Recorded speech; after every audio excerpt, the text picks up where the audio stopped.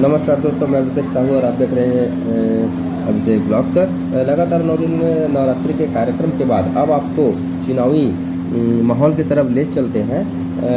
आपको मैं दुर्ग भिलाई में होने वाले चुनाव के बारे में पल पल की जानकारी भी देते रहूँगा, तो आप इसे देखिएगा और पसंद आए तो चैनल को सब्सक्राइब करिए और वीडियो को लाइक ज़रूर करिएगा।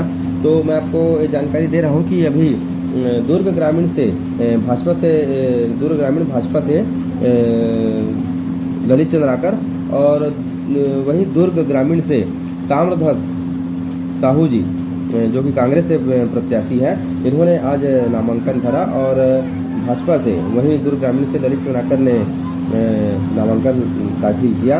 और उसी तरह दुर्ग शहर से गजेंद्र यादव ने और भिलाई वैशाली नगर से रिकेश सेन और भिलाई नगर से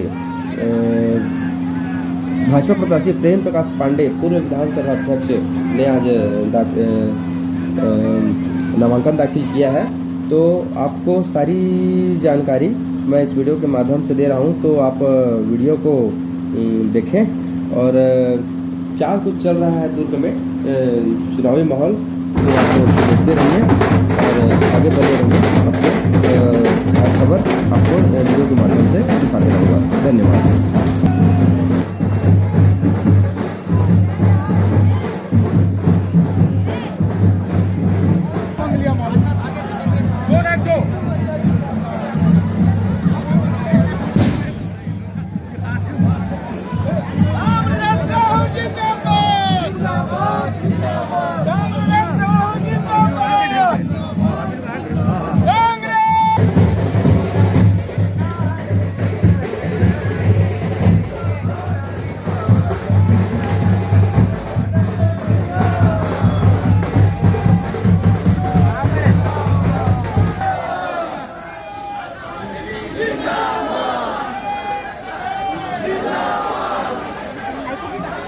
आप देख रहे हैं कि पूरे दल बल के साथ हजारों कार्यकर्ताओं के साथ ताम्रध्वज साहू जी नामांकन दाखिल करने के लिए राजीव भवन से निकल चुके हैं।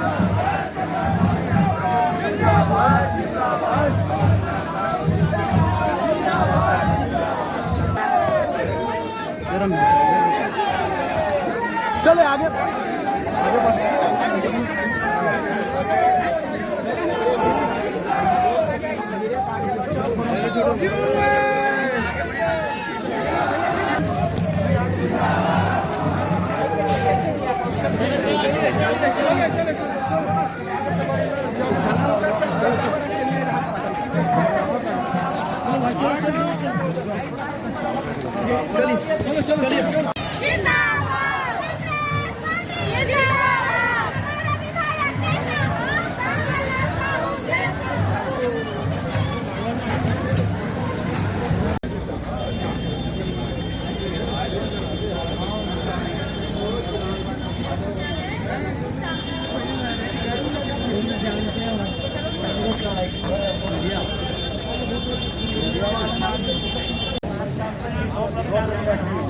दो प्रत्याशी हुए 510।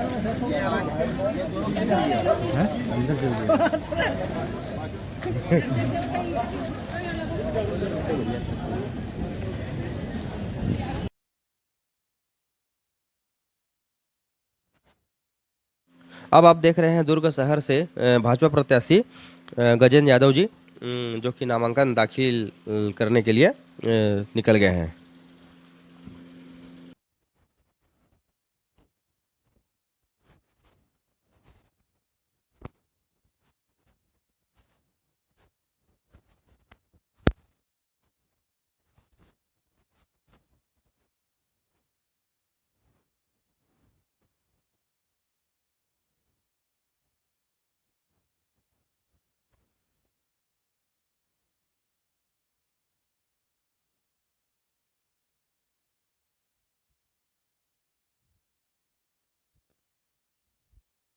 जीते थे उससे दुगुना डबल वोट से जीतेंगे, ये हमारे सभी पदाधिकारी और कार्यकर्ताओं का कहना है। घोषणा पत्र कब तक ला पाएंगे? घोषणा पत्र करीब करीब फाइनल कर चुके हैं। अब वो घोषणा पत्र समिति के अध्यक्ष माननीय अकबर जी हैं और तैयारी उनकी हो गई है, बहुत जल्द उसको प्रचारित करेंगे। प्रियंका गांधी जी भी आने वाली है, 30 तारीख को आएंगी, तो क्या लगेगा कि छत्तीसगढ़ में जो आप लोगों ने 75+ का जो नारा दिया है वो पूरा हो जाएगा? इस पर प्रियंका जी आएंगी, एक माहौल बन पाएगा? उससे पहले भी हो गया है 75+ का नारा हमारा, क्योंकि जब हमारे राष्ट्रीय अध्यक्ष मल्लिकार्जुन खड़गे जी कई कार्यक्रमों में शिरकत किए, आदरणीय राहुल गांधी जी कई कार्यक्रमों में आए, आदरणीय प्रियंका जी कई कार्यक्रमों में आई, तभी से हम लोगों ने जान लिया, सोच लिया और एहसास कर लिया कि हम लोग 71 हैं और इस बार 75 पार करेंगे। और इस बार प्रियंका जी जब आ रही हैं तो हमें लगता है हो सकता है हम उसको भी पार कर लें। मंत्री जी, दुर्ग ग्रामीण की अगर बात करें, आप दूसरी बार फिर से विधानसभा चुनाव लड़ रहे हैं, लेकिन भाजपा की तरफ से आरोप लगाया भी जा रहा है और जनता भी यही कह रही है कि ग्रामीण क्षेत्रों में जो अवैध कारोबार हुआ है पिछले सालों में वो फिर से स्थिति बनेगी, ऐसी संभावना है। तो उसको किस तरीके से देखिए, भारतीय जनता पार्टी के पास इन 5 वर्षों में माननीय मुख्यमंत्री भूपेश बघेल जी के नेतृत्व में हमारी जो सरकार चल रही है, जितनी योजनाएं हम लोगों ने आम जनता के लिए, सर्वहारा वर्ग के लिए क्रियान्वित किया, उसका ज़बरदस्त असर जनता में है। भारतीय जनता पार्टी को कोई मुद्दा नहीं मिलता तो करप्शन का, भ्रष्टाचार का, किसी न किसी प्रकार की बात करते हैं। पर माननीय मुख्यमंत्री जी ने भी कई बार कहा है, हम लोगों ने भी कहा है, कुछ तो बताओ कहाँ कहाँ पर क्या भ्रष्टाचार हुआ है, क्या अवैध हुआ है, क्या, तो उसकी जांच कराई जाएगी। हम गलती को कभी भी प्रोत्साहित नहीं करेंगे। जब गृह मंत्री रहे हैं, लेकिन कानून व्यवस्था एक बहुत बड़ा सवाल रहा है। बीजेपी सीधा अटैकिंग मोड पे है कि कानून व्यवस्था पूरी तरह लचर रही। गृह मंत्री रहते आपने कानून व्यवस्था के ऊपर बिल्कुल भी ध्यान नहीं दिया। सहमत हैं कि वो झूठ बोल रहे हैं? मैं पहले भी कई बार कह चुका हूं कि बीजेपी पूरा असत्य बात फैलाती है, भ्रम फैलाती है। छत्तीसगढ़ के अंदर पूरे 5 साल में लॉ एंड ऑर्डर की, कानून की व्यवस्था बहुत सही रही है। एक भी जगह कोई ऐसा प्रकरण नहीं हुआ है लॉ एंड ऑर्डर की स्थिति के उसमें। हाँ, बीजेपी वाले लोग कहीं कहीं चक्का जाम, घेराव, धरना प्रदर्शन करके लॉ एंड ऑर्डर की स्थिति बिगाड़ने की कोशिश, बदनाम करने के लिए करते थे, पर हम लोगों ने 5 सालों में उनको सफल नहीं होने दिया है। जो बढ़त है इस बार, किस तरीके से बढ़त होगी आपकी? क्या बढ़त का मूल कारण ये है कि इन 5 वर्षों में मैंने पहले भी कहा कि जितनी योजनाएं हमारी बनी, जैसे दुर्ग ग्रामीण विधानसभा क्षेत्र में आप देखेंगे सभी सड़कें बन चुकी, लगभग सभी पुल पुलिया बन चुका। पूरे प्रदेश में सबसे ज़्यादा स्वामी आत्मानंद स्कूल यहाँ खुला है। एक कॉलेज खोलने के लिए आदमी को 10 साल मेहनत करना पड़ता है, पर मेरे विधानसभा क्षेत्र में 4-4 कॉलेज खुले हैं। स्वास्थ्य के दृष्टिकोण से हम लोगों ने 2-3 प्राथमिक स्वास्थ्य केंद्र खोला, 30 बिस्तर को 50 बिस्तर में अपग्रेड किया। हर क्षेत्र में, चाहे वो स्कूल शिक्षा हो, primary, middle, high school, higher secondary खोलने की, भवन निर्माण की, सारे क्षेत्रों में और सभी विभागों में भरपूर काम हम लोगों ने किया है। और सबसे बड़ी चीज़, जनता से रिश्ता कायम हम लोगों ने किया है। उसका परिणाम है कि मैं नहीं कह रहा हूँ, हमारे साथी लोग कह रहे हैं कि हम लोग डबल वोट से जीतेंगे। आज पूर्व केंद्रीय मंत्री रविशंकर प्रसाद आने वाले हैं, क्या लगता है भाजपा के पक्ष में माहौल बना पाएंगे? यहाँ तो छत्तीसगढ़ जैसे छोटे स्टेट में भारतवर्ष के प्रधानमंत्री भी आ गए कई बार, हमारे केंद्रीय गृह मंत्री कई बार आ गए, और कुछ केंद्रीय मंत्री तो यहाँ डेरा डाले बैठे हुए हैं। तो मुझे नहीं लगता कि कुछ उसका उनके प्रभाव पड़ेगा, क्योंकि हमारी सरकार का सीधा जनता से जुड़ाव वाला कार्यक्रम हम लोगों ने किया है। जो मंत्री जी, एक आखिरी सवाल है कि जितनी भी योजनाएं छत्तीसगढ़ की सरकार ने बनाई, सब किसानों को फोकस में रखकर बनाया गया। जब किसानों की आय दुगनी हो गई, किसान बेहतर जीवन जी रहे हैं, तो फिर ये कर्ज माफी का लॉलीपॉप क्यों आ गया दोबारा? लॉलीपॉप की कहाँ बात है उसमें? हम किसानों को हमेशा मजबूत रखना चाहते हैं। गोबर बेच के किसान अमीर हो रहे हैं, अच्छा खासी उनकी खेती चल रही है, तो ये तो लॉलीपॉप ही कहा जाएगा कि आपने चुनाव के पहले फिर कह दिया कर्जा माफी करेंगे। कुछ किसान जबरदस्ती 3-3, 5-5 लाख रुपए कर्जा ले लिए। उनका कहना है कि पता था कर्जा माफी होगी, इसीलिए जबरदस्ती कर्जा ले लिया गया। देखिए, भ्रामक बातें हैं। कर्जा माफी होगा करके कर्जा लिए हैं, ये कहना गलत है। सर एक प्रश्न, छत्तीसगढ़ में ईडी छापा लगातार मार, अब राजस्थान में मार।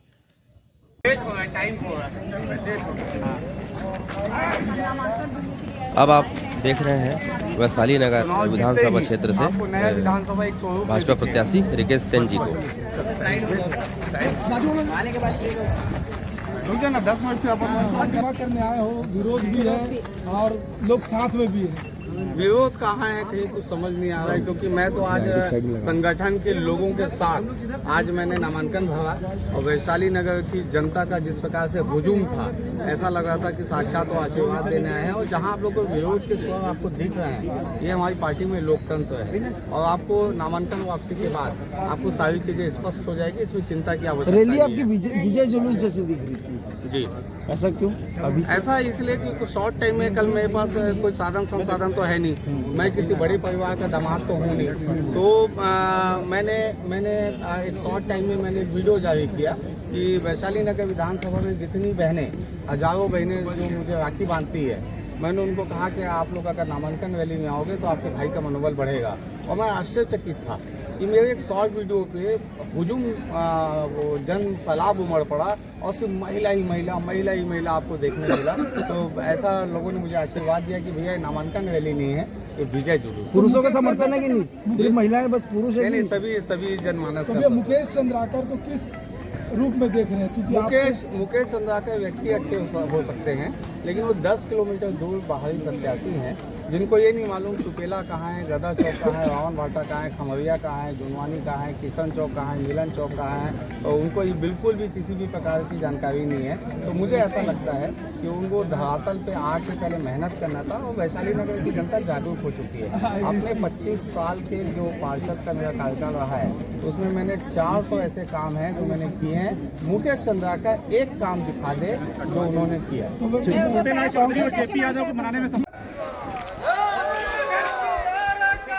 अब आप जिन्हें देख रहे हैं वो है भिलाई नगर से दिग्गज नेता पूर्व विधानसभा अध्यक्ष प्रेम प्रकाश पांडे जी, भाजपा के प्रत्याशी नामांकन दाखिल करते हुए।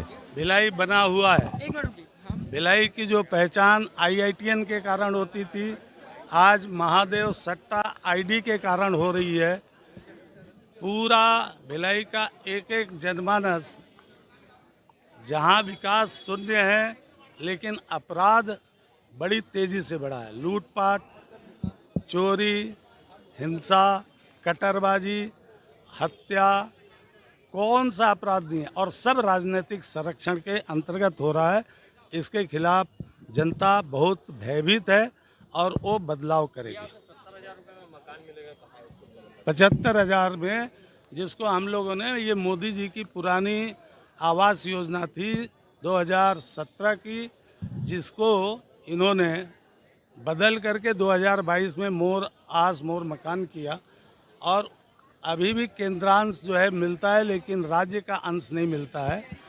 आम्रपाली में जब हम लोगों ने वहाँ लिंक रोड जब बनाए थे, ये केनाल रोड, उसमें जो व्यवस्थापित किए थे, जिनको आम्रपाली में 75,000 में दिया गया था मकान, वही योजना लागू होगी।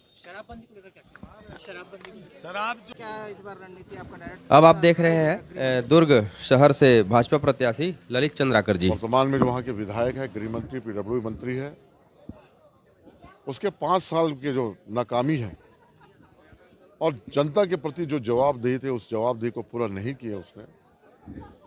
और 5 सालों में जो उसने घोषणा पत्र किए थे कांग्रेस लोग, उस घोषणा पत्र पे भी कोई काम नहीं हुआ है। किसानों का पूरा कर्जा माफ करेंगे बोले थे, पूरा कर्जा माफ नहीं किए। भ्रष्टाचार की जन्नी हो चुका है क्षेत्र, परिवारवाद हावी है वहाँ पे। और सबसे बड़ी समस्या है कानून व्यवस्था को लेके। आप कानून व्यवस्था को लेके देखेंगे, आए दिन मर्डर, लूट खसोट, चोरी डकैती, आए दिन ऐसी कोई घटना वहाँ पे आपको देखने को मिलेगा। और वहाँ की हमारी जो बहनें माता है वो बहुत त्रस्त आ चुके हैं। और नशाखोरी, वो नशा का जो कारोबार है इस कदर बढ़ चुका है, इसके लोग नशे के कारोबार में संलिप्त है, जिसके कारण खुलेआम उस क्षेत्र में नशा का कारोबार हो रहा है और उस पर कोई कार्रवाई नहीं हो रहा है। और वहाँ पे सुरक्षाकर्मी खुद सुरक्षा में नहीं है, तो जनता की क्या सुरक्षा करेंगे गृह मंत्री होने के बाद। और ऐसे विधायक को उस क्षेत्र की जनता सबक सिखाने के लिए बैठी है। आने वाला समय में 17 तारीख को भारी मतदान करके 3 तारीख को भारतीय जनता पार्टी को फिर विजय बना के भारतीय जनता पार्टी की छत्तीसगढ़ में फिर से सरकार बनेगी और दुर्ग ग्रामीण विधानसभा के उसमें एक अहम रोल होगा। जो आप ग्रामीण विधानसभा से खड़े हैं और वहाँ ग्रामीण क्षेत्रों में किसान रहते हैं, किसान अन्न उगाते हैं, अभी सीएम ने तो घोषणा कर दी कर्ज माफी को लेकर के, सीधा मास्टर स्ट्रोक खेल दिया। कोई मास्टर स्ट्रोक नहीं, फिर उसने झूठ बोला है। पिछले समय जैसे झूठा बोल लेते, अभी भी पिछले समय लाखों किसानों का कर्ज माफी नहीं हुआ है और केवल ये लोग झूठ बोलते हैं। और रही बात किसानों का अगर कहीं सही कोई मान और सम्मान किया है तो देश के हमारे यशस्वी प्रधानमंत्री नरेंद्र मोदी जी ने किया है, जो किसानों के लिए हर वो काम करे जो उनका आमदनी बढ़े और उनका विकास हो। लेकिन हाल ही में नरेंद्र मोदी जी ने 33% महिलाओं को आरक्षण शुरू किया था। टिकट वितरण की अगर हम बात करें तो कांग्रेस में 18 महिलाओं को टिकट दिया और भाजपा में 15 महिला को टिकट दिया। आप देखेंगे भारतीय जनता पार्टी में जितने भी योग्य उस क्षेत्र में, जिस क्षेत्र में हमारी माताएं, हमें आदि शक्ति, जो देश के 50% जनसंख्या है, जहां लगा कि ये प्रत्याशी हमारे चुनाव जीत सकते हैं और योग्य हैं, उनको बिल्कुल टिकट दिया गया है। आने वाले समय में देखेंगे इनकी संख्या और बढ़ेगी। और भारतीय जनता पार्टी वैसे भी माता हमारे देश में नारी की सम्मान करते हैं और वैसे भी हमारे देश में नारी को आदि शक्ति के रूप में माना जाता है। भारतीय जनता पार्टी नहीं है जो अभी 33% जो महिलाओं की जो आरक्षण है उसको राज्यसभा और लोकसभा में पारित हो चुका है। आने वाले समय में देखेंगे ये पूरा कानून बन, हमारी सरकार आएगी चरणबद्ध तरीके से ये काम करेंगे और निश्चित तौर पे नशे पे जो आज उड़ता छत्तीसगढ़ बोला है उसको पूरा रोकने का प्रयास करेंगे और उसमें हम सफल होंगे। अब ये दुर्ग ग्रामीण में क्या विकास कार्य आपको कमी लगता है? दुर्ग ग्रामीण में कहीं भी मूलभूत जो काम होना था वो हुआ नहीं और दुर्ग ग्रामीण में काफ़ी काम करने को है।